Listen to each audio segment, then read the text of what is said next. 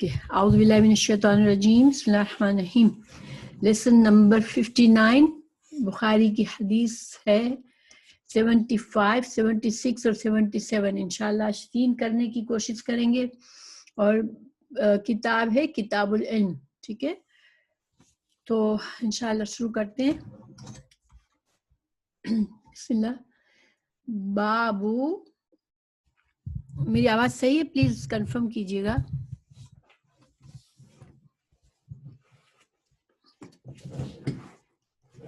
वालेकुम अस्सलाम रहमतुल्लाहि व बरकातहू. आ गया? ओके, अल्हम्दुलिल्लाह. अच्छा, बाबू कौलिन नबी.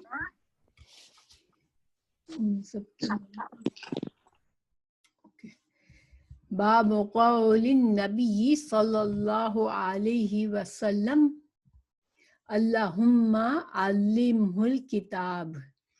तो ये बाब बांधा है इमाम बुखारी ने, और इसमें बाब में इमाम बुखारी ने असल में ये हदीस जो पीछे नीचे बयान की है उसका ही टॉपिक, उसको ही टॉपिक बनाया है.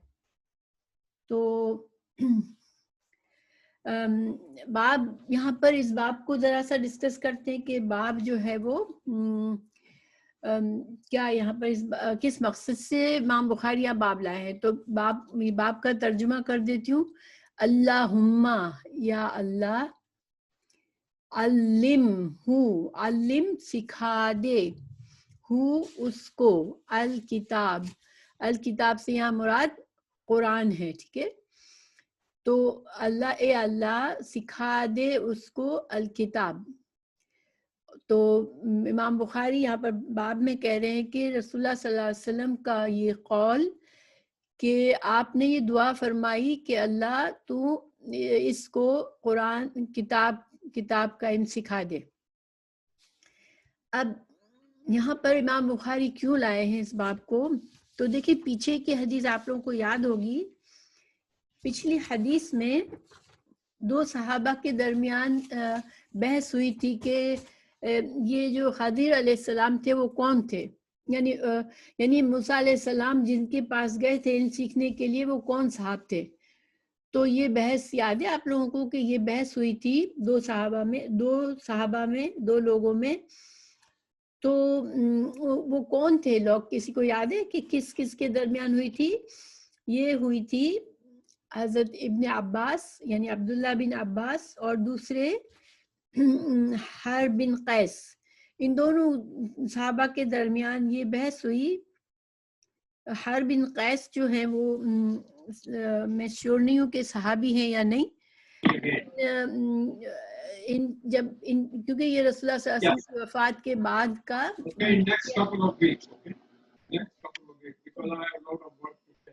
ये रसूलुल्लाह सल्लल्लाहु अलैहि वसल्लम की वफात के बाद का वाक़या है. तो जब दो में बहस हुई थी तो हज़रत इब्न अब्बास ने कहा था ये खदीर है, इनका नाम खदीर है. और जो दूसरे सहाबी थे या दूसरे साहब थे इनके जिससे बहस चल रही थी, उनका मौक़िफ़ कुछ और था. तो फिर ये दोनों अबी बिन काब के पास गए थे पूछने के लिए कि ये कौन साहब थे जिनके पास, इनका क्या नाम था, जिनके पास हज़रत मूसा अलैहिस्सलाम जो थे वो इल्म हासिल करने के लिए गए थे. तो उन्होंने, अबी बिन काब ने फिर उनको हदीस पूरी सुनाई थी हज़रत मूसा अलैहिस्सलाम वाली, और नाम क्या बताया था कि वो खदीर अलैहिस्सलाम खदीर थे. ठीक है, अब उस वाक़े से हमें ये पता चलता है कि हज़रत अब्दुल्ला बिन अब्बास की इल्म जो था वो ज़्यादा था. उनका जो मौक़िफ़ था वो सही था. यानी कुरान में ये किस्सा है तो इसके बारे में हज़रत अब्दुल्ला बिन अब्बास का इल्म ज़्यादा था. तो अब इमाम बुखारी हमें ये बता रहे हैं कि ये हज़रत अब्दुल्ला बिन अब्बास जो थे उनका इल्म ज़्यादा होने की क्या वजह थी. इनको कुरान का बहुत इल्म था और वो कुरान के मुफस्सिर कहलाते थे, सहाबा कराम में मशहूर थे. तो ये इनको अल्लाह के प्यारे रसूल सल्लल्लाहु अलैहि वसल्लम ने इनके लिए दुआ की थी. और इस दुआ के तोफ़ैल, इस दुआ की बरकत से हज़रत अब्दुल्ला बिन अब्बास जो थे वो कुरान के बहुत बड़े आलिम बने. مفسر بنے. تو اب امام بخاری ہمیں یہاں پر یہ تو کنیکشن ہے, ٹھیک ہے, کہ یہ پچھلی حدیث سے ہاں حبر امہ, خبر نہیں ہے, حبر ہا سے حبر امہ. تو یہ جو ہے اس سے یہ تو ربط ہے, ٹھیک ہے. جیسے میں نے بتایا کہ امام بخاری کی بہت کوشش ہوتی ہے کہ ان کی جو احادیث ہے اس میں ربط ہو. جیسے کہ قرآن میں ہم نے دیکھا کہ قرآن کی آیات کا آپس میں ربط ہوتا ہے. اگر ہم غور و فکر کرتے ہیں, علم حاصل کرتے ہیں, تو ہمیں معلوم ہوتا ہے کہ ہر آیت دوسری آیت سے کنیکٹڈ ہے, ہر سورہ دوسری سورہ سے کنیکٹڈ ہے. تو اسی طرح امام بخاری نے یہ طریقہ اپنی کتاب میں رکھنے کی کوشش کی ہے. تو اسی وجہ سے وہ کتاب الوحی کے بعد کتاب الایمان لائے, کتاب الایمان کے بعد کتاب العلم لائے, کہ اللہ تعالیٰ نے جب وحی بھیجی تو وحی کا اقرار کرنے کے بعد دل میں ایمان آیا. اور ایمان جو ہے, جب ہم نے کیا, ایمان کر لیا, ہم نے یقین کر لیا, تو پھر ہم نے دین کا علم حاصل کیا. تو یہاں بھی حدیثوں میں بھی ہم نے دیکھا کہ پچھلی بھی 2 حدیثوں سے میں آپ کو ربط بتا رہی ہوں, کہ پچھلے سے پچھلے حضرت موسیٰ علیہ السلام کی حدیث کا بھی ربط پیچھے سے میں نے آپ کو واضح کیا تھا. تو یہ بڑی علمی باتیں ہیں, اور یہ ہر آدمی جو ہے وہ صحیح بخاری پڑھ کے ان کو نہیں پہچان پاتا. اگر آپ بغیر کسی استاد کے صحیح بخاری لے کر بیٹھیں گے تو شاید آپ کو کوئی کلو نہ ملے کہ یہ کیا کنیکشن ہے. لیکن علماء نے بہت گہرائی میں جا کے یہ ساری چیزیں ڈسکس کی ہیں, اور ان پر غور و فکر کیا ہے. تو وعلیکم السلام ورحمۃ اللہ وبرکاتہ. تو اب کتاب العلم میں اس کا ایک اور بھی فائدہ ہے. ایک تو یہ کہ اس میں علم کے سیکھنے کی دعا ہے. تو علم کے سیکھنے کی جب رسول اللہ صلی اللہ علیہ وسلم کسی کو دعا دے, اس کا مطلب ہے کہ یہ علم جو ہے وہ بہت اہم چیز ہے, کہ آپ صلی اللہ علیہ وسلم ان کو دولت کی دعا دے سکتے تھے, صحت کی دعا دے سکتے تھے, مگر علم کی دعا دی. تو علم جو ہے وہ ایک بہت بڑی نعمت اور فضیلت ہے, اور جس کے لیے انسان کو دعا کرنی چاہیے.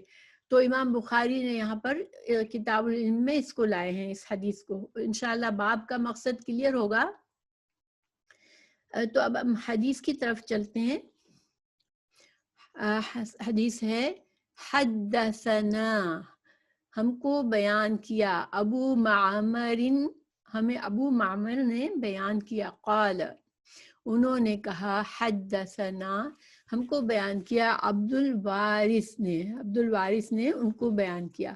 قال حدثنا خالد, ان کو خالد نے بیان کیا. عن اکرمہ, ان کو اکرمہ نے بیان کیا. عن ابن عباس, ان کو ابن عباس نے بیان کیا.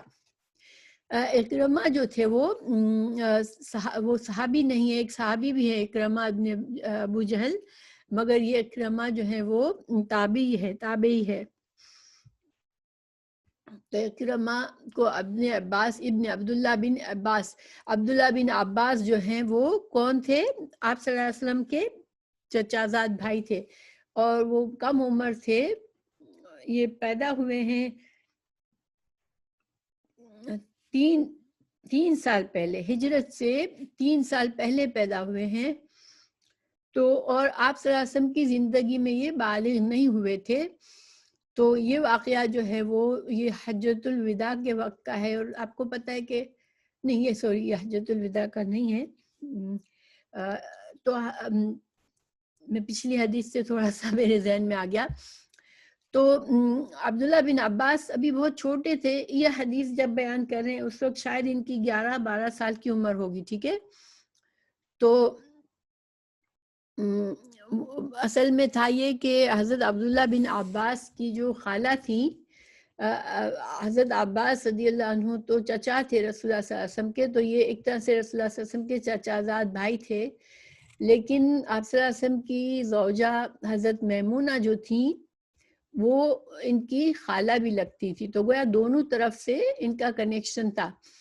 تو حضرت میمونہ کیا کرتی تھی کہ اپنے بھانجے کو اپنے گھر روک لیا کرتی تھی جب جب جب کبھی کبھار جب آپ صلی اللہ علیہ وسلم کی باری ہوتی تھی. آپ کو پتہ ہے کہ آپ صلی اللہ علیہ وسلم کی باریاں بٹی ہوئی تھی تمام بیویوں میں, تو جب آپ کی باری حضرت میمونہ کے گھر رکنے کی ہوتی تھی تو کبھی وہ اپنے بھانجے کو اپنے پاس رکھ لیتی تھی تاکہ حضرت عبداللہ بن عباس جو ہیں وہ رسول اللہ صلی اللہ علیہ وسلم سے پرائیویٹ لائک 1 to 1 علم سیکھ سکے, کیونکہ مسجد میں تو بہت سے لوگ ہوتے ہیں نا, اور رات کی عبادات کو دیکھ سکے کہ آپ صلی اللہ علیہ وسلم رات کو کس طرح عبادت کرتے تھے. ٹھیک ہے, تو اب یہ حدیث جو ہے وہ اس وقت کی. اب ہم حدیث کو مزید پڑھتے ہیں.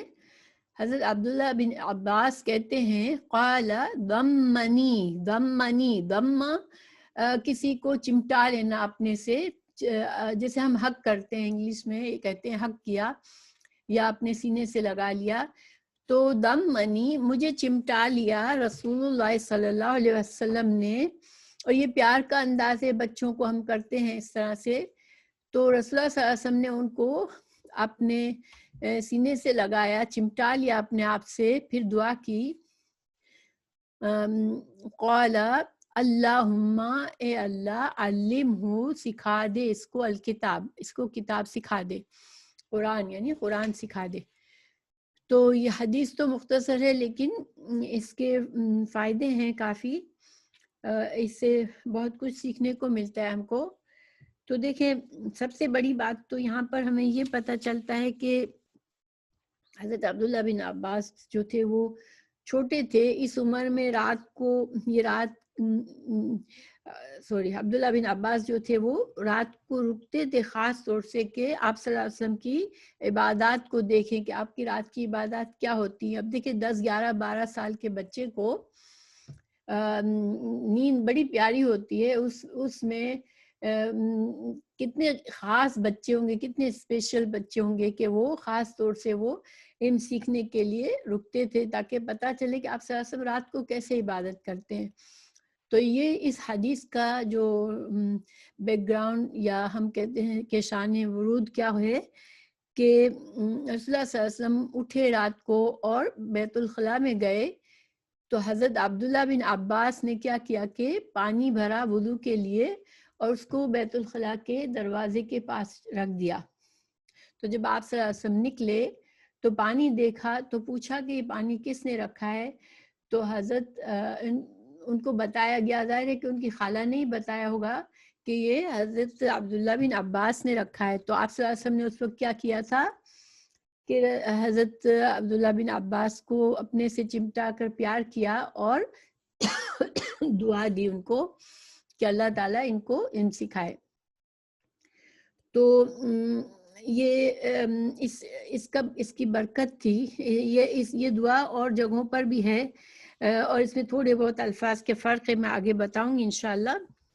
تو حضرت عبداللہ بن عباس جو تھے وہ جیسے کہ میں نے بتایا کہ ہجرت مدینہ سے 3 سال پہلے پیدا ہوئے تھے اور ان کی وفات جو ہے وہ 68 برس کی عمر میں طائف میں ہوئی تھی. ٹھیک ہے, طائف میں وہ آپ اپنے آخری وقت میں طائف میں چلے گئے تھے کیونکہ کچھ آپ کو پتہ ہے کہ فساد اور بہت فتنے ہو رہے تھے اس زمانے میں, تو آپ طائف میں چلے گئے تھے اور وہاں پر آپ کا انتقال ہوا تھا. تو علماء صحابہ میں سے تھے اور آپ کے بہت سے القابات ہیں, لقب کی جمع القاب کہتے ہیں. الحبر الامہ, بحر العلم, بحر سمندر کو کہتے ہیں. حبر جو ہے وہ حبر کا معنی ابھی میرے ذہن سے نکل گیا, لیکن حبر جو ہے وہ ایک طرح سے بہت, اگر حبر الامہ ہے تو بہت بڑے عالم کا درجہ ہے یہ. اور پھر علم کا سمندر, البحر کا مطلب ہے علم کا سمندر. مفسر القرآن تھے, کے نام سے مشہور تھے, اور بھی بہت سے لقب تھے ان کے. اور پھر حضرت عمر فاروق جو تھے ان کے دور خلافت میں جو معاملات میں جن بڑے بڑے صحابہ سے جب مشورہ, آپ کو پتہ ہے کہ خلفائے راشدہ یعنی کہ راشدین حضرت عمر, حضرت ابو بکر, حضرت عمر, حضرت عثمان اور حضرت علی رضی اللہ عنہ کا یہ معمول تھا کہ وہ اپنے پاس اپنے محفلوں میں مجلسوں میں بڑے بڑے صحابہ کو رکھتے تھے تاکہ ان سے مشورہ کیا جائے مختلف معاملات میں. تو حضرت عبداللہ بن عمر حضرت عمر فاروق جو تھے وہ بدر کے صحابیوں کو بہت اہمیت دیتے تھے، کیونکہ جنگ بدر میں جو صحابہ ہوئے تھے شامل، ان کی بہت شان تھی، ان کو بہت بڑا مانا جاتا تھا، تو ان کو اپنے قریب رکھتے تھے. تو اس میں حضرت عبداللہ بن عباس کو بھی رکھ لیتے تھے ساتھ ساتھ. اب حضرت عبداللہ بن عباس اس زمانے میں شاید 17-18 سال کی عمر ہوگی، تو کچھ صحابہ کو تھوڑا سا فیل ہوا کہ اس بچے کو ساتھ کیوں رکھتے ہیں، بڑے بڑے اکابر صحابہ کی مجلس مشورہ ہے، اس میں اس بچے کا کیا کام ہے، جیسے کچھ صحابہ کو تھوڑا سا محسوس ہوا. یہ نہیں کہ جیلسی تھی یا غرور تھا، بس تو ان کا تجسس تھا کہ ایک بچے کو بڑے علماء کے ساتھ کیوں رکھا جاتا ہے. تو حضرت عمر فاروق نے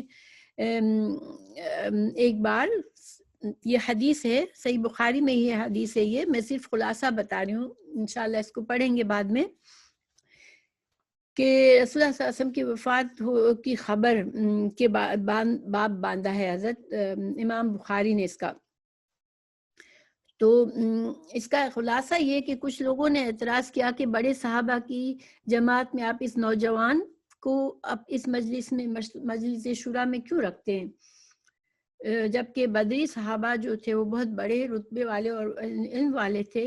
تو اس پر حضرت عمر نے سب سے سوال کیا کہ سورہ نصر کا جو ہے نا، اذا جاء نصر اللہ والفتح، اس سورہ نصر کا شان نزول کیا تھا.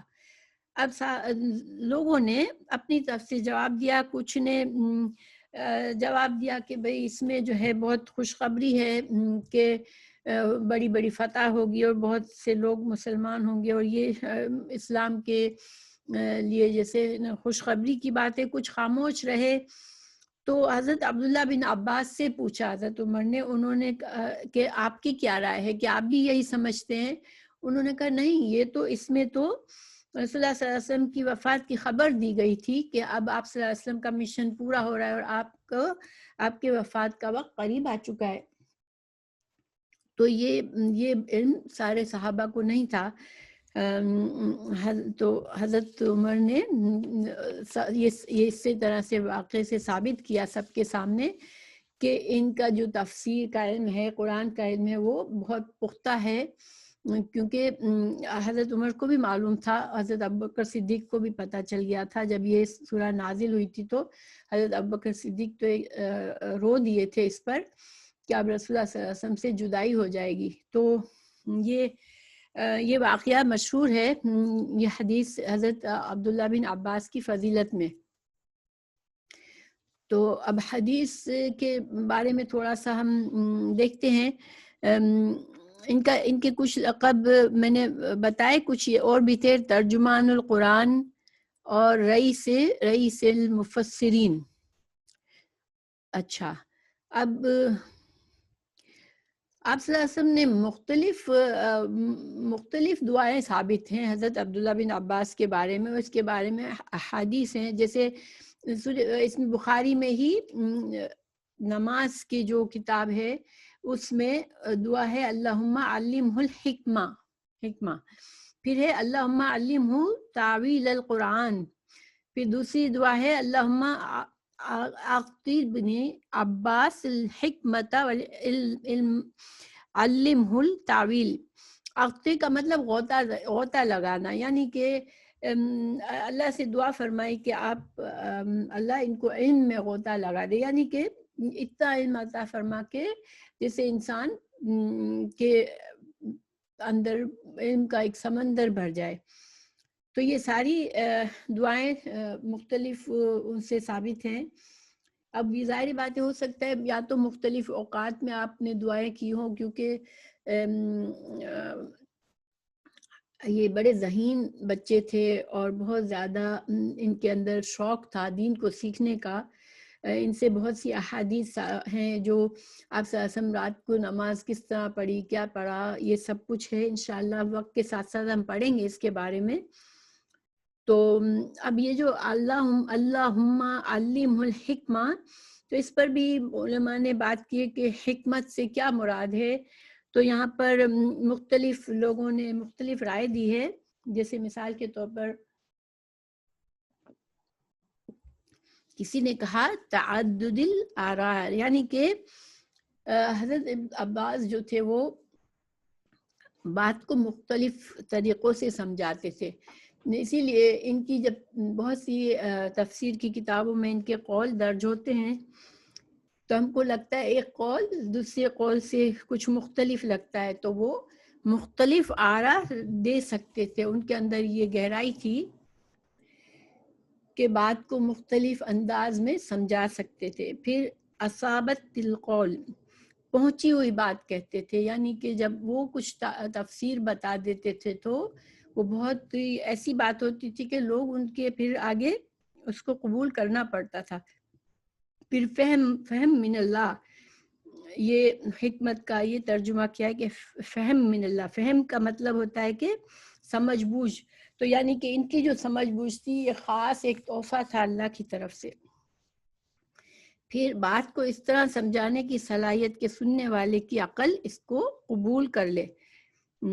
اور پھر ایک اور رائے تھی سرعت جواب بالصواب، یعنی کہ وہ بہت جلدی سے صحیح ترین جواب ڈھونڈ لاتے تھے کسی مسئلے کا. تو یہ جو دعا ہے اللہم علمہ الحکمہ، یہ کتاب الصلاۃ میں آئے گی، حدیث یہ آئے گی. تو اس میں یہ ہے حکمہ. تو اس حکمہ سے لوگوں نے علماء نے یہ مختلف معنی لیے ہیں. حضرت عبداللہ بن مسعود آپ کو پتہ ہے وہ خود بھی بہت بڑے عالم تھے قرآن کے. تو وہ ان کا ایک قول ہے حضرت عبداللہ بن عباس کے بارے میں کہ اگر حضرت ابن عباس ہماری عمر کے ہوتے تو ہم میں سے کوئی ان کے رتبے کا نہ ہوتا. کیا مطلب کہ چونکہ جب رسول اللہ صلی اللہ علیہ وسلم کی زندگی میں یہ صحابہ کرام بڑی عمر کے تھے سارے، جو حضرت عبداللہ بن عباس سے کئی زیادہ بڑی عمر میں بڑے تھے، تو ظاہری بات ہے ان کے بلند درجات تھے. اور حضرت عبداللہ بن عباس کا وہ درجہ نہیں تھا، لیکن حضرت عبداللہ بن مسعود کہتے ہیں کہ اگر وہ ہمارے اس دور میں ان کی عمر ہماری عمر کے برابر ہوتی تو پھر تو ان کا جو علم ہے پھر اس کا کوئی مقابلہ نہیں کر سکتا تھا. اسی طرح عبداللہ بن مسعود ہی کا دوسرا قول ہے نعمہ ترجمان القرآن ابن عباس، کہ ابن عباس کتنے اچھے قرآن کے تفسیر کرنے والے ہیں. پھر حضرت عبداللہ بن عمر کا قول ہے عالم الناس بما انزل اللہ علی محمد صلی اللہ علیہ وسلم، کہ حضرت عبداللہ بن عمر جو ہیں انہوں نے ان کے بارے میں یہ کہا کہ یہ سب سے زیادہ لوگوں میں سب سے زیادہ اللہ تعالیٰ نے جو رسول اللہ صلی اللہ علیہ وسلم پر نازل فرمایا اس علم کا سے سب سے زیادہ جاننے والے یہ ہیں. تو ایک بات ہمیں یہاں یہ پتہ چلتی ہے، دیکھیں صحابہ کرام ایک دوسرے کی تعریف کرتے ہوئے ان کا دل چھوٹا نہیں ہوتا تھا کہ ہم دوسرے کی تعریف کریں گے تو ہماری اہمیت کم ہوگی، بلکہ وہ کسی کی کوئی خوبی ہوتی تھی تو وہ دل سے اظہار کرتے تھے اس کا. ہاں سوری، ابھی ہم پہنچے نہیں ہیں، ہمار پر تو نہیں پہنچے نا. ہاں گدھا، لیکن ابھی تو ہم اس حدیث پہ نہیں پہنچے. تو انشاءاللہ میں سمجھاتی ہوں. ہاں مگر ماشاءاللہ حمار کا مطلب گدھا ہوتا ہے. تو یعنی کہ کسی کو کہنا ہوتا اب حمار کہہ سکتی ہے، برا نہیں لگے گا. اس کو گدھا کہنے سے شاید برا لگے. تو ان کی جو 35 ہجری میں حضرت عثمان، آپ کو پتہ ہے کہ حضرت عثمان رضی اللہ عنہ کو محصور کیا گیا تھا، ان کو شہید کر دیا گیا تھا، ان کو اپنے گھر میں ان کو نظر بند کر دیا تھا. تو اس زمانے میں جو حج کا موسم تھا تو حضرت عثمان خود نہیں جا سکے کیونکہ وہ محصور تھے، تو انہوں نے امیر حج جو ہے وہ حضرت عبداللہ بن عباس کو بنایا تھا۔ اچھا، پھر کچھ اور فائدے ہمیں اس حدیث سے ملتے ہیں۔ دیکھیں حضرت میمونہ رضی اللہ عنہا جو تھی، وہ ان کی ایک تو شفقت اپنے بھانجے کے ساتھ، کہ کتنی محبت ہوگی ان کو اپنے بھانجے سے، کہ آپ کو پتہ ہے کہ رسول اللہ صلی اللہ علیہ وسلم کی باری آتی تھی جب روزانہ آپ صلی اللہ علیہ وسلم کسی ایک بیوی کے پاس نہیں ہوتے تھے، تو اس وقت میں بھی وہ اپنے اس کم وقت میں بھی وہ اپنے بھانجے کو اپنے پاس کبھی بلا لیتی تھی تاکہ وہ رسول اللہ صلی اللہ علیہ وسلم سے کی رات کی عبادت کو سیکھ سکے، اور یہ بہت بڑی خیر خواہی تھی ان کی۔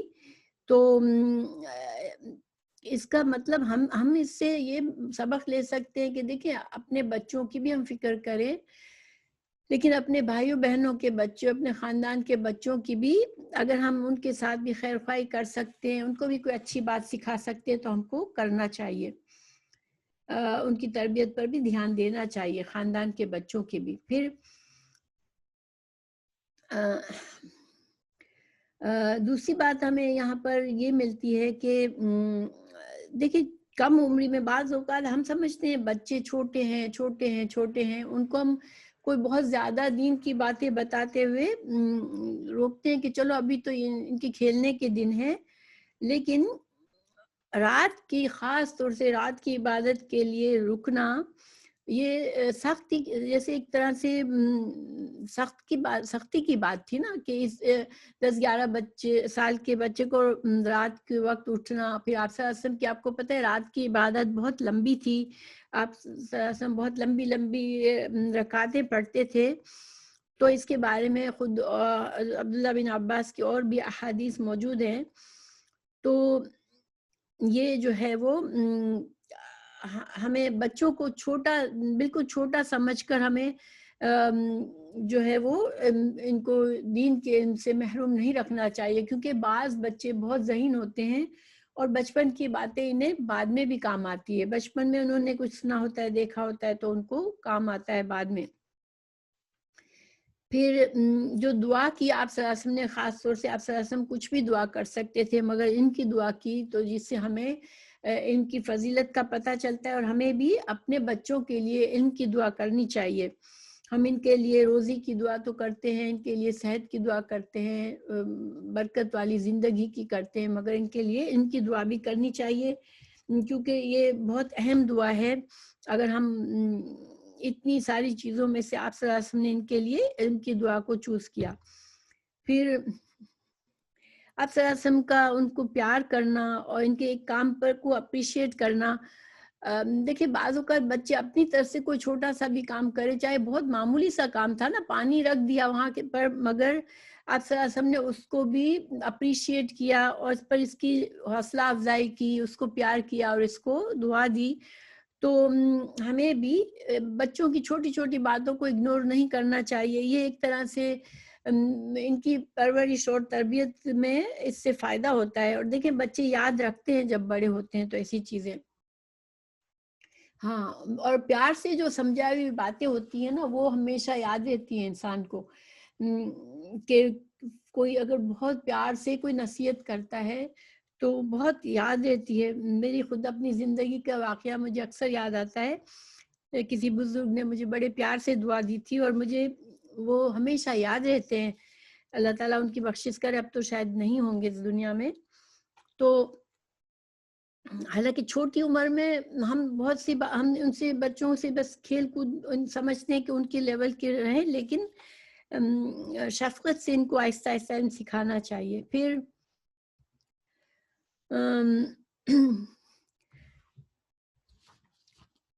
اور اس سے ہمیں کچھ ایک اور سائڈ کی بات ہمیں اس حدیث سے پتہ چلتی ہے کہ بعض ماں باپ جو ہوتے ہیں وہ بچوں کے سامنے آپس میں لڑتے جھگڑتے بھی ہیں، بچوں کے سامنے ٹی وی دیکھتے ہوئے احتیاط نہیں کرتے کہ ہم کیا دیکھ رہے ہیں اور کیا سینز آ رہے ہیں، کیا باتیں ہو رہی ہیں۔ ہم سمجھتے ہیں بچہ ہے، اس کو کچھ نہیں سمجھے، لیکن ہمیں اس آج ہی کی دوسری احادیث سے پتہ چلے گا کہ 5 سال کے بچے کو بھی کچھ یاد تھا جو انہوں نے بڑے ہو کے حدیث بیان کی. تو ہمیں شروع ہی سے یہ دھیان رکھنا چاہیے کہ بچہ اچھی پاکیزہ چیزیں دیکھے اور پاکیزہ باتیں سنے تاکہ اس کے اندر برائی نہ ہو اور اس کے اندر جو ہے وہ ایک پیار کا جذبہ ہو. لڑتے جھگڑتے دیکھنا یا کسی ایک دوسرے سے بدتمیزی سے بات کرنا اور بچہ سامنے ہے تو یہ جو ہے وہ یہ صحیح بات نہیں ہے. یہ اس کو ہمیں سوچنا چاہیے. اچھا یہ تو تھے اس حدیث کے فائدے. اب ہم اگلی حدیث پر چلتے ہیں. انشاءاللہ کوئی بات کلیئر نہیں ہو تو آپ لوگ سوال ضرور پوچھ لیجئے گا. تو اگلی حدیث جو ہے چونکہ یہ ساری ایک طرح سے ریلیٹڈ ہے ایک دوسرے سے اور ٹائم بھی ہمارے پاس تو انشاءاللہ دوسرا ہے باب متا کب یصح صحیح ہوتا ہے سماع سننا الصغیر چھوٹے بچے کا حدیث سننا کب صحیح ہوتا ہے. یعنی کہ اب دیکھیں یہاں پر یہ یاد رکھیں کہ امام بخاری نے سماع کہا ہے, ٹھیک ہے, بیان کرنے کا نہیں کہا کہ روایت کرنا کب صحیح ہوتا ہے. حدیث کے میں دو چیزیں ہوتی ہیں, ایک تحمل, حدیث کا تحمل یعنی کہ بات کو سنا اور یاد کر لیا, اس کو کہتے ہیں حدیث کا تحمل. حمل کسی چیز کو اٹھانے کو کہتے ہیں نا. عورت حاملہ کب کہلاتی ہے؟ جب وہ بچہ کیری کر رہی ہوتی ہے. تو تحمل حدیث کو یاد کر لینا, سن لینا, دیکھ کر کوئی چیز یا تو دیکھ لے اور یا کوئی سن لے اور یاد کر لے. پھر ایک ہوتا ہے حدیث کا ادا. ادا کیا ہوتا ہے کہ جب انسان اس کو روایت کر سکے, دوسروں تک پہنچا سکے. تو یہاں پر یہ قانون یہ ہے کہ تحمل کے لیے چھوٹی عمر میں بھی ہو سکتا ہے. کوئی ذہین بچہ ہے, چھوٹی سی عمر میں اس نے کوئی بات دیکھی یا کی, آپ صلی اللہ علیہ وسلم سے کچھ صحابہ بچپن میں کچھ صحابہ نے کچھ دیکھا یا سنا تو اس کو یاد رکھ کے اگر وہ بڑے ہو کر اس کو بلوغت کے بعد وہ اس کو روایت کرتے ہیں تو وہ حدیث قابل قبول ہوگی. تو اب امام بخاری چونکہ پیچھے جو دیکھیے پچھلی حدیث میں ہمیں پتہ چلا کہ چھوٹی عمر میں تھے جب یہ واقعہ ہوا. حضرت عبداللہ بن عباس چھوٹے تھے جب آپ صلی اللہ علیہ وسلم نے ان کو دعا دی. تو اب پھر بڑے ہو کر انہوں نے یہ حدیث بیان کی. تو اب امام بخاری کا یہ ربط ہے اس سے کہ اچھا تو پھر بچے تھے, انہوں نے وہ جو چیز اس وقت دیکھی بعد میں بیان کی, تو کس عمر تک یہ قابل قبول ہے کہ بچہ بڑا ہو کے کہے کہ میں اتنے سال کا تھا اور میں نے یہ دیکھا یا میں نے یہ سنا, اور ہم اس کو حدیث قبول کر سکتے ہیں. تو یہ متا یصح کب صحیح ہوگا سماع الصغیر کے کس عمر میں بچے نے حدیث سنی ہوگی اور جب بلوغت پر پہنچ کر اس کو بیان کرے گا تو قابل قبول ہوگی. تو اب یہاں پر امام بخاری نے دو حدیث لائے اس باب کے اندر, ٹھیک ہے, اور ایک میں تو ابن عباس ہی کی ہے اور دوسرے میں ایک اور صحابی کے. تو ہم اس کو پڑھتے ہیں. حدثنا اسماعیل بن ابی اویس, اسماعیل بن ابی اویس نے بیان کیا ہم سے. قال حدثنی مالک, ہمیں مالک نے بیان کیا. عن ابن شہاب, انہوں نے ابن شہاب سے. عن عبید اللہ بن عبداللہ بن عتبہ عن عبداللہ بن عباس. تو یہاں بھی عبداللہ بن عباس کی رضی اللہ عنہ کی روایت ہے. قال, وہ کہتے ہیں اقبلتو میں آیا. قبل کا معنی ہوتا ہے فرنٹ میں ہونا, کسی چیز کا سامنے ہونا. تو اقبل تو اس سے یہ مطلب لیا جاتا ہے کہ آئے, یعنی پہلے آدمی نہیں تھا اب آیا, تو ہم کیا کہیں گے وہ آگے آیا, وہ سامنے آیا. تو اقبل تو میں آیا. راکبن, یہ راکبن حال ہے, یعنی ان کا وہ بتا رہے کہ میں اس وقت کس حال میں تھا. میں راکبن میں سوار تھا. راکب کہتے ہیں سوار کو, کسی سواری پر ہونا. تو میں سوار ہو کر آیا. علی حمارن, حمار پر. حمار کا مطلب ہوتا ہے گدھا یا گدھی, دونوں, مذکر مؤنث دونوں کو حمار کہا جا سکتا ہے, ٹھیک ہے. اتانن جو ہے وہ گدھی کو کہتے ہیں. تو گویا کہ یہاں صفت اور موصوف ہیں، یعنی وہ گدھے کی صفت کیا ہے کہ وہ ایکچولی وہ گدھی تھی، ٹھیک ہے، حمارن، اتانن جو ہوتا ہے وہ مخصوص ہے صرف مؤنث کے لیے. تو میں ایک دن آیا سوار ہو کر گدھی پر، وَأَنَا اور میں یومئذ اس وقت، قد تھا، ناہزتو، نہزا کہتے ہیں کسی چیز کے قریب ہونا، تو میں قریب تھا، الاحتلام، احتلام کے قریب تھا. احتلام جو ہے وہ اصل میں تو خواب سے ہے، ٹھیک ہے، خواب دیکھنا، مگر کیسے خاص خواب جس سے انسان جو ہے وہ اس پر غسل واجب ہو جائے، یعنی کہ ایسے خواب جس سے منی خارج ہو جائے اور اس سے انسان پر غسل واجب ہو جائے.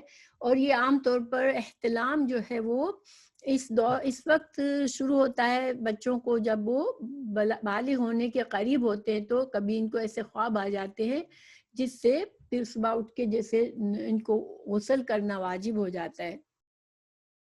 تو وہ قریب تھے احتلام کے، یعنی سوری بالغ ہونے کے بعد یہ ہوتا ہے، مجھ سے غلطی ہوئی، بلوغت سے قریب نہیں بلکہ بالغ ہونے کے بعد. تو مگر یہ کہتے کہ میں بالغ ہونے کے قریب تھا. اب یہ بالغ ہونے کا لفظ کے بجائے الاحتلام کہہ کر کائنڈ آف اشارتاً بتایا کہ میں ابھی بالغ نہیں ہوا تھا، بلوغت کے قریب تھا، یعنی ابھی بچے تھے، ابھی لڑکے تھے، کیونکہ بلوغت سے پہلے بچہ ہی کہلاتا ہے. اس کے باپ کا اگر انتقال ہو جاتا ہے تو وہ یتیم کہلاتا ہے.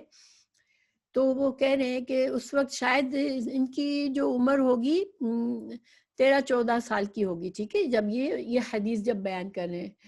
تو اس وقت انا یومئذ قد ناہزت الاحتلام ورسول اللہ صلی اللہ علیہ وسلم، اور جب میں آیا تو اس وقت، یہ واو حالیہ ہے، ٹھیک ہے، واو سے کبھی حال بیان ہوتا ہے کہ جب یہ فعل ہوا اس وقت حال کیا تھا، کیا ہو رہا تھا، اور کبھی واو سے صرف اور کا مطلب ہوتا ہے. تو یہاں یہ واو حالیہ ہے کہ اس وقت حال یہ تھا کہ رسول اللہ صلی اللہ علیہ وسلم یصلی، نماز پڑھ رہے تھے، بمنن، منا میں. تو منا میں کب جایا جاتا ہے؟ منا میں انسان جب حج کے لیے جاتا ہے تو حج کے رکنوں میں سے رکن ہے کہ منا میں جایا جاتا ہے. تو آپ صلی اللہ علیہ وسلم منا میں نماز پڑھا رہے تھے. اس سے کیا مطلب ثابت ہوا کہ یہ حجۃ الوداع کے موقع پر تھا، کیونکہ آپ صلی اللہ علیہ وسلم نے ایک ہی حج فرمائی ہے اور وہ حجۃ الوداع کہلاتی ہے. وہ یہ 10 ہجری میں تھا. تو 10 ہجری میں جو تھا وہ آپ صلی اللہ علیہ وسلم منا میں تھے اور آپ نماز پڑھا رہے تھے. الا غیر جدارن، تو اس کا مطلب ہے کہ 3 سال پہلے، ہجرت سے 3 سال پہلے عبداللہ بن عباس پیدا ہوئے تھے، تو تقریباً 13 سال کے ہوں گے یا 14ویں سال میں ہوں گے. تو الا غیر جدارن، طرف غیری، غیر کا لفظ ہوتا ہے، دیکھیں غیر کا مطلب یہ بھی ہو سکتا ہے کہ صرف نفی کرنا، کہ نہیں تھی. جدار دیوار کو کہتے ہیں کہ وہاں دیوار نہیں تھی. آپ صلی اللہ علیہ وسلم نے جس طرف منہ کر کے آپ کھڑے ہوئے تھے تو سامنے دیوار نہیں تھی، ٹھیک ہے، یہ مطلب بھی ہو سکتا ہے.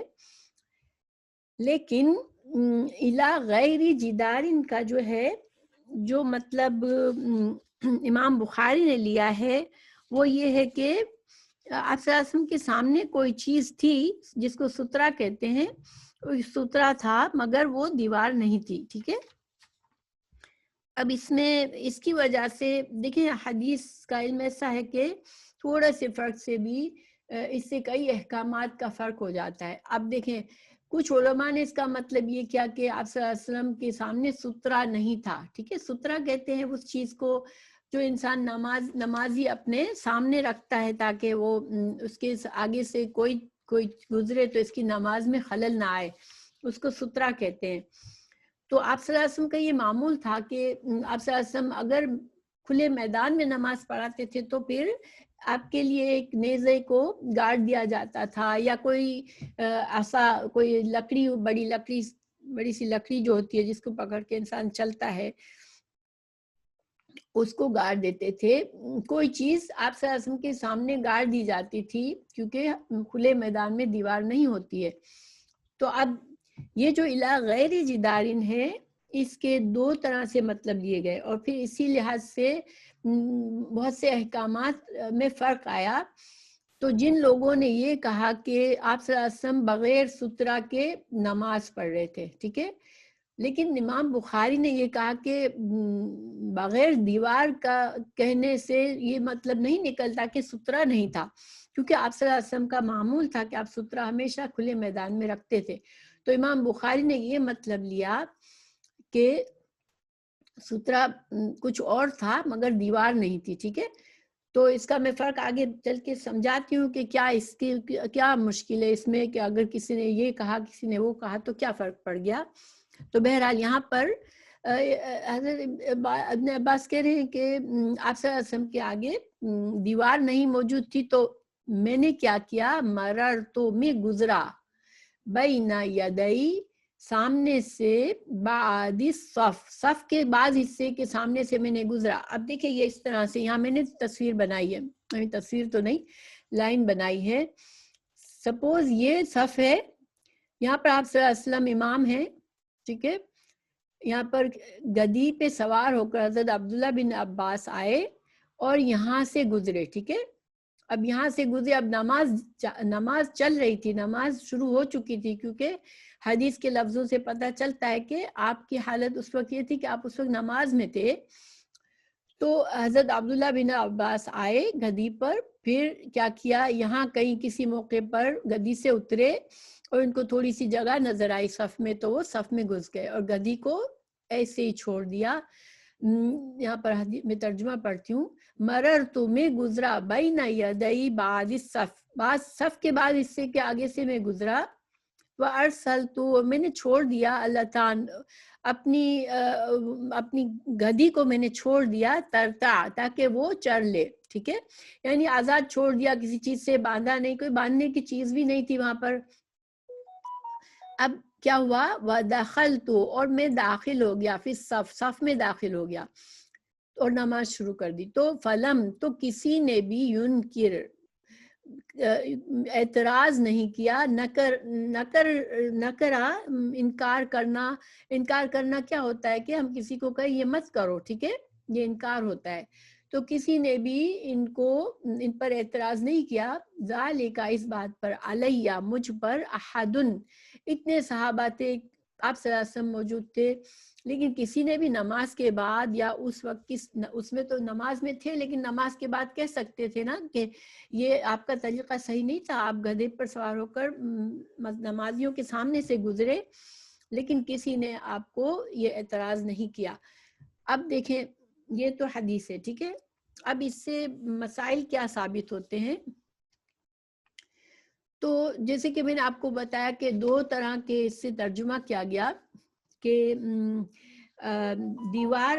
دیوار نہیں تھی، کچھ لوگوں نے یہ دیوار نہیں تھی کا مطلب یہ لیا کہ سترہ نہیں تھا، اور انہوں نے کیا حکم لگایا کہ امام جو ہے بغیر سترے کے بھی نماز پڑھ رہا ہو، اور پھر اگر کوئی مقتدیوں کے آگے سے کوئی گزر جائے تب بھی مقتدی کی نماز نہیں ٹوٹتی، کیونکہ امام ان کا سترہ ہوتا ہے، ٹھیک ہے۔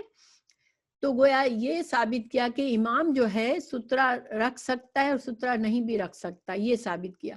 امام بخاری نے یہ ثابت کیا کہ آپ صلی اللہ علیہ وسلم کا چونکہ معمول تھا ہمیشہ میدان میں، کھلے میدان میں ان کے لیے نیزہ یا کچھ گارڈ دیا جاتا تھا، تو پھر اس وقت کچھ اور تھا، کیونکہ الفاظ سے بھی ایسا لگتا ہے کہ حضرت عبداللہ بن عباس جو تھے وہ گزر سکے، کیونکہ دیوار نہیں تھی، اور ان کا یہ مقصد تھا بتانے کا کہ میں گدی پر سوار ہو کر وہاں سے گزرا، کیونکہ وہاں کوئی دیوار نہیں تھی۔ اگر آپ صلی اللہ علیہ وسلم دیوار کے سامنے پڑھ رہے ہوتے تو اتنی جگہ نہ ہوتی کہ وہ گدی کو لے کر وہاں سے گزرتے، یہ مطلب لیا امام بخاری نے۔ اور امام بخاری نے یہ کہا کہ سترہ تھا مگر کسی اور چیز کا تھا۔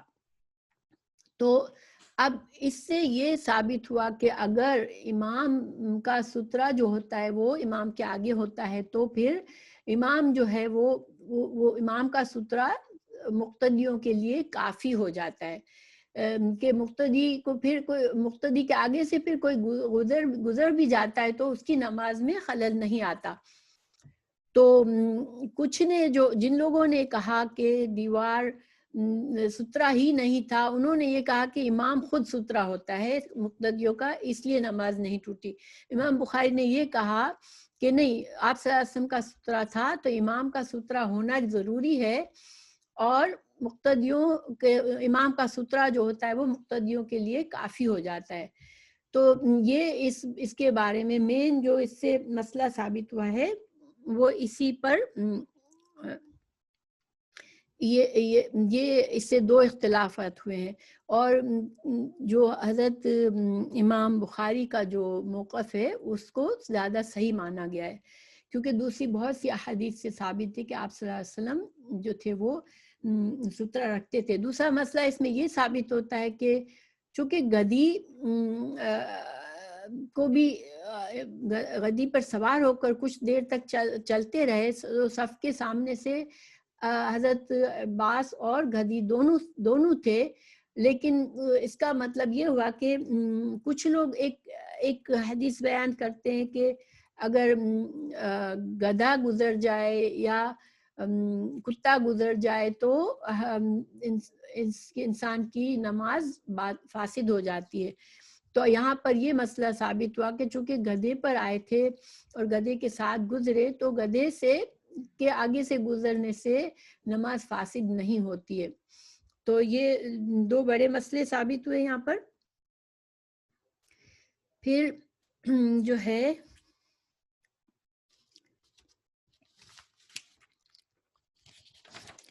یہ بات جو باب سے تعلق ہے یہاں پر وہ کیا ہے کہ امام بخاری نے باب کیوں باندھا ہے کہ کس عمر میں صحیح ہے، کیونکہ جب یہ واقعہ ہوا اس وقت خود ابن عباس کہہ رہے ہیں کہ میں ابھی بالغ نہیں ہوا تھا، گویا وہ لڑکے تھے تو کم عمر تھے ابھی، تو کم عمری میں حدیث سنی اور پھر اس کو بیان کیا اور اس کو حدیث کو قبول کیا گیا، تو اس سے یہ ثابت کیا کہ بلوغت سے پہلے بھی کوئی بچہ اگر حدیث سن لیتا ہے، اس کو اچھی طرح یاد کرتا ہے اور اس کی سمجھ بوجھ ہے، تو پھر اس کی حدیث جب وہ بالغ ہو کر بیان کرے گا تو قبول کی جائے گی۔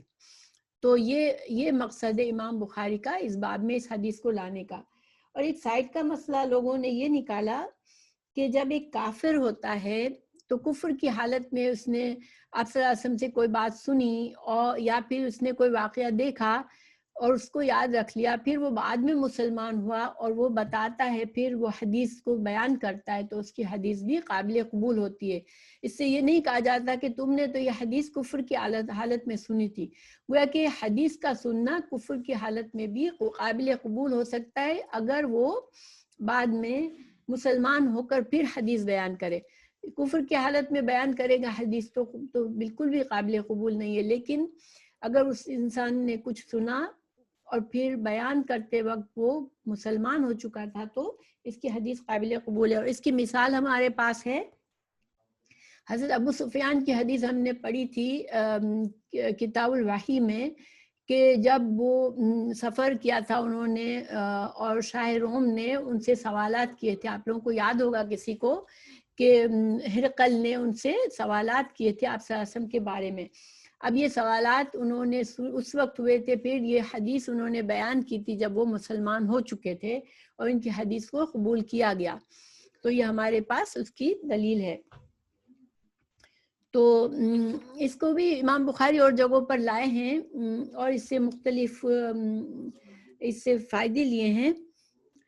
تو انشاءاللہ میں آخر میں سبق کے آخر میں یہ ساری جو سائڈ کی باتیں وہ بتاؤں گی انشاءاللہ اللہ نے چاہا تو۔ اب یہ ہے کہ اگلی حدیث بھی پڑھ لیتے ہیں۔ اگلی حدیث کا باب سیم ہے، کبھی کبھی امام بخاری ایک ہی باب میں ایک سے زیادہ حدیثیں لاتے ہیں۔ آپ لوگوں کو کلیئر تو ہے نا جو میں پڑھ رہی ہوں؟ پلیز آپ لوگ ضرور بتائیے گا کہ جو کچھ بتا رہی ہوں اس میں کوئی مسئلہ تو نہیں ہے۔ حدیث 77 میں حدثنی محمد بن یوسف، ہمیں محمد بن یوسف نے بیان کیا، قال حدثنا ابو مسہر، ہم کو ابو مسہر نے بیان کیا، قال حدثنی محمد بن حرب، ہم کو محمد بن حرب نے بیان کیا، قال حدثنی زبیدی عن زہری، تو زبیدی نے زہری سے بیان کیا ان محمود ابن ربیع، محمود بن ربیع سے بیان کیا، اور یہ محمود بن ربیع جو ہے وہ چھوٹی عمر کے صحابی ہیں. آپ صلی اللہ علیہ وسلم یہ جب حدیث بیان کی اس وقت ان کی عمر صرف 5 سال کی تھی. ٹھیک ہے. قالا، انہوں نے کہا عقل تو مجھے یاد ہے، جب وہ بالغ ہو گئے، بڑے ہو گئے، تو انہوں نے کیا کہا، مجھے یاد ہے من النبی صلی اللہ علیہ وسلم، اور آپ صلی اللہ علیہ وسلم کا انتقال ہو چکا تھا اس وقت. تو وہ بتا رہے تھے کہ نسین آپ کا کیمرہ آن ہو گیا ہے. وہ بتا رہے تھے کہ مجھے یاد ہے نبی صلی اللہ علیہ وسلم سے مجتن، وہ کلی مجتن، جب ہم منہ میں پانی بھر کے اس کو باہر پھینکتے ہیں تو وہ جیسے کلی منہ میں کلی کرنا، ہم نماز میں بھی وضو کے لیے بھی کرتے ہیں تو اس کو مجتن کہتے ہیں. مجتن ایک کلی، مجہا فی وجہی، جس کو انہوں نے کلی کو مارا میرے چہرے پر. وَأَنَا، اور میں ابن خمسن، میں صرف 5 سال کا تھا. ابن خمس سنین، سنین کا مطلب سال ہے، خمس کا مطلب 5، میں صرف 5 سال کا بچہ تھا. من دلوین، تو ایک ڈول تھا جس میں سے آپ صلی اللہ علیہ وسلم نے کلی کا منہ میں پانی ڈالا اور پھر وہ پانی مجھ پر کلی سے مارا، اپنی کلی سے مارا. یہ کھیلنے پلے فل انداز ہے کہ جیسے ہم بچے کو چھیڑ چھاڑ کر رہے ہوتے ہیں، بچے کو جیسے مطلب کھیل رہے ہوتے ہیں، تو یہ آپ صلی اللہ علیہ وسلم کا ایک پلے فل انداز تھا کہ اس بچے کے ساتھ ایک طرح سے پیار اور شفقت سے ان کے چہرے پر کلی ماری. اب آپ صلی اللہ علیہ وسلم کا کسی پر کلی کا مارنا یہ بہت برکت کا معاملہ تھا، کیونکہ آپ صلی اللہ علیہ وسلم جب کلی فرماتے تھے، جب وضو فرماتے تھے تو صحابہ کرام اس کے پانی کو زمین پر نہیں گرنے دیتے تھے، بلکہ اس کو لے کر اپنے جسم پر ملتے تھے، کیونکہ یہ آپ صلی اللہ علیہ وسلم کی برکت تھی. اور اس وجہ سے یہ اس بچے کے لیے بہت بڑی برکت تھی کہ یہ آپ صلی اللہ علیہ وسلم نے ان کے ساتھ یہ معاملہ کیا.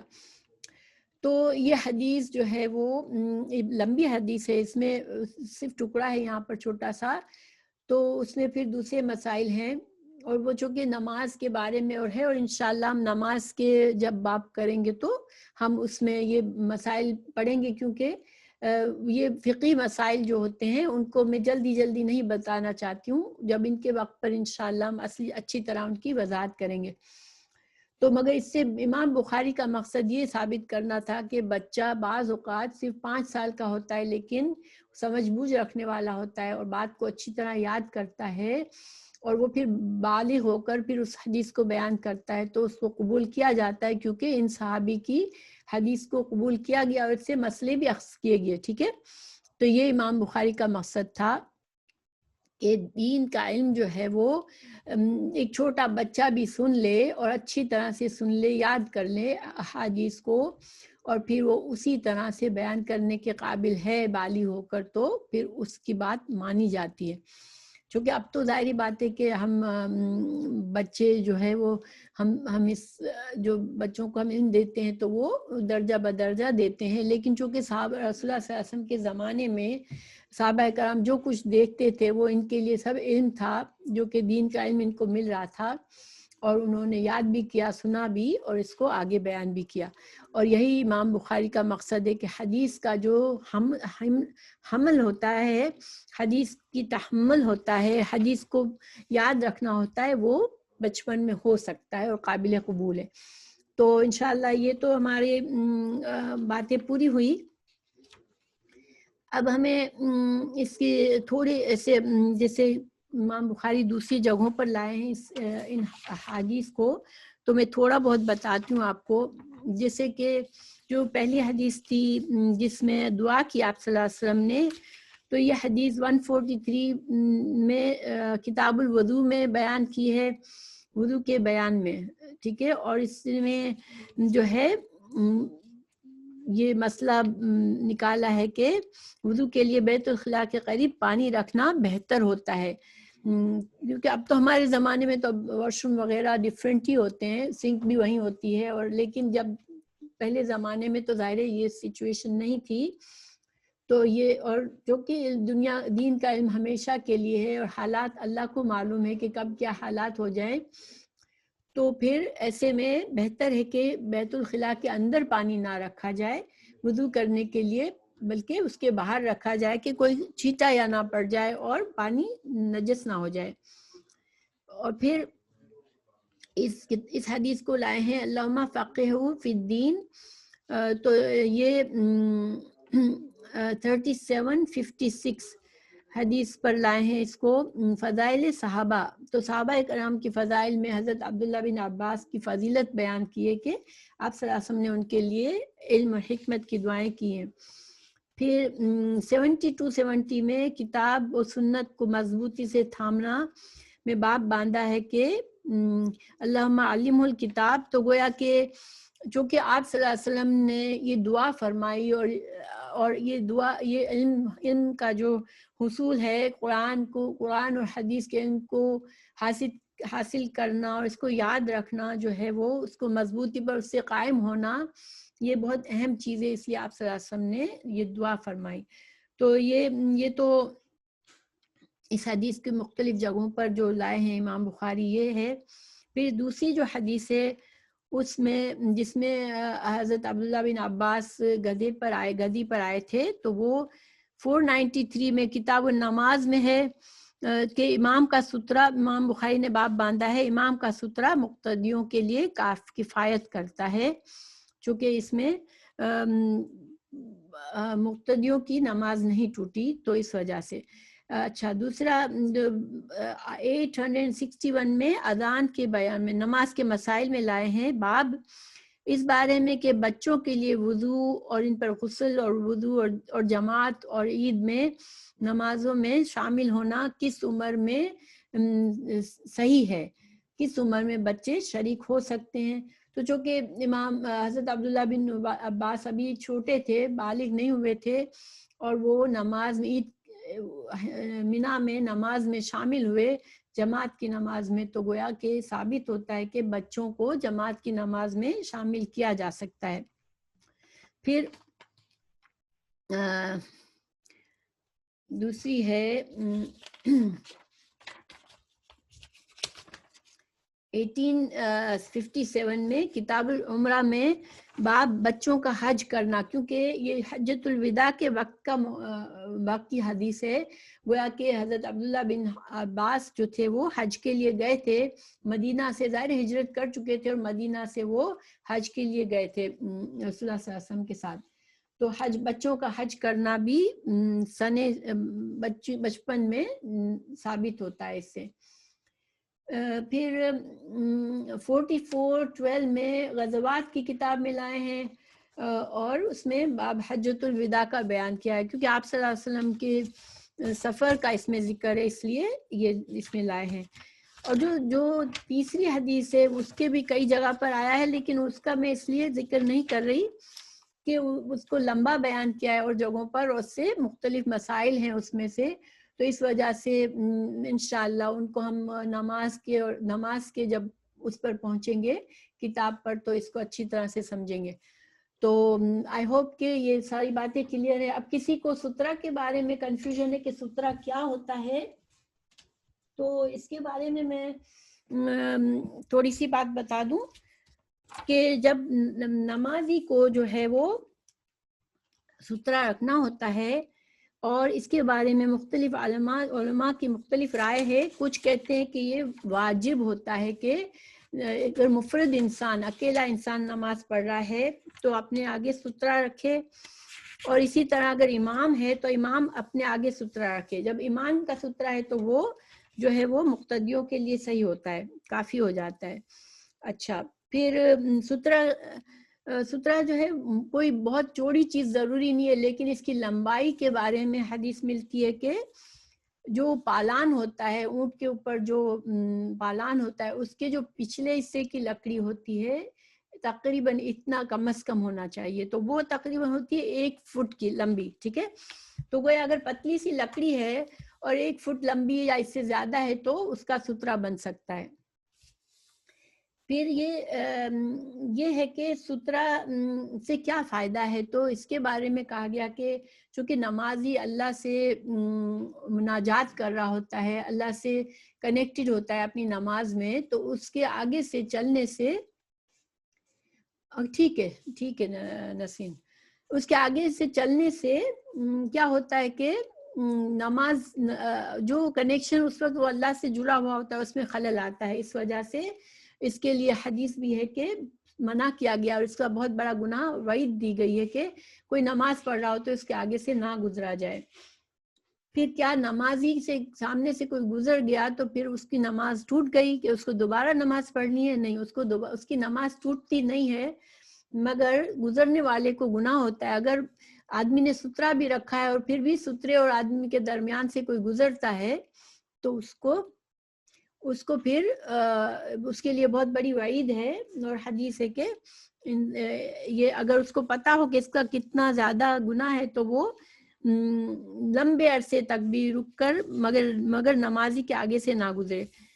تو یہ تھوڑی کچھ باتیں ہیں سترے کی، اور اس کے بارے میں یہ بھی کہا گیا کہ کتا اگر گزر جائے تو نماز ٹوٹ جاتی ہے۔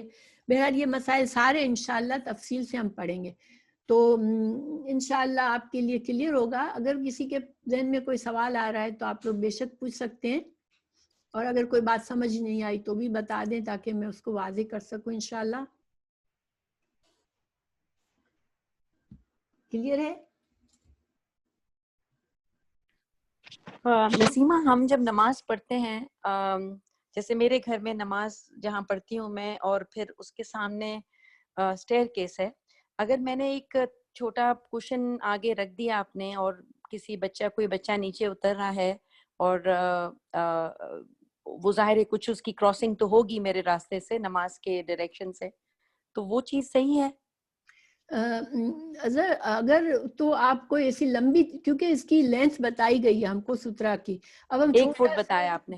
ہاں، اگر ہم چھوٹا سا پرس یا چھوٹے سا کشن رکھ دیتے ہیں جس کی اونچائی اتنی نہیں ہے، یا تو آپ اس طرح سے رکھے اس کو کہ اس کی اونچائی میں رکھے اس کو، تو پھر صحیح ہے انشاءاللہ۔ لیکن اگر وہ ایسا ہے کہ چھوٹا سا ہے تو پھر آپ کوئی ایسی چیز رکھ لیا کرے جو تھوڑی سی لمبی ہو، تاکہ پھر یہ آپ کے لیے سترہ کا کام دے سکے انشاءاللہ۔ صحیح ہے نا؟ اچھا، کسی اور کو کوئی سوال ہے؟ چلے، ایسا لگتا ہے ماشاءاللہ کہ آپ لوگ صحیح ہیں۔ تو ویسے تو سوالات جو ہے واٹس ایپ میں کچھ سسٹرز پوچھ لیتی ہیں مجھ سے بعد میں بھی، تو آپ لوگوں کو الاؤڈ ہے کہ کوئی بات بعد میں ذہن میں آئے تو آپ پوچھ سکتے ہیں انشاءاللہ، ٹھیک ہے؟ تو جزاک اللہ خیر، ہم دعا کر لیتے ہیں۔ سبحانک اللہم و بحمدک، اشہد ان لا الہ الا انت، استغفرک و اتوب نسیمہ، الیک۔ میرا ایک چھوٹا سا سوال ہے۔ ہاں شیور۔ کہتے ہیں کہ اگر سترہ نہیں بھی آگے رکھا ہوا کوئی، تو آپ 2-1 صفوں کا فاصلہ چھوڑ کے گزر سکتے ہیں، ایسی بھی کوئی بات سننے میں آتی ہے؟ یہ جو ہے نا دیکھیں، نماز کے مسائل میں ڈسکس کریں گے۔ ہاں، اس لیے کہ میں چاہ رہی ہوں میں جو کچھ بتاؤں نا انشاءاللہ آپ کو دلائل جی کے ساتھ بتاؤں نا، تاکہ وہ اس کا پھر صحیح فائدہ ہو۔ انشاءاللہ تعالی۔ تو انشاءاللہ ہم جب مسجد اس کے نماز کے اس میں جائیں گے نا تو پھر یہ مسائل ڈسکس کریں گے انشاءاللہ۔ یہ سوال ذہن میں رکھ لیجئے گا انشاءاللہ، بلکہ میں ہو سکا تو پرائیویٹ میں بھی آپ کو دے دوں گی، لیکن چونکہ میں کلاس میں کوئی ایسی بات کہنا نہیں چاہتی جس سے مجھے اچھی طرح سے اس کی دلائل پتہ نہ ہو نا، تو اس لیے مجھے بھی بس میں نے ایسے سنی ہوئی سی بات تھی جو میں نے کہا آپ سے ذکر کر دوں۔ اوکے جی، شکریہ، السلام۔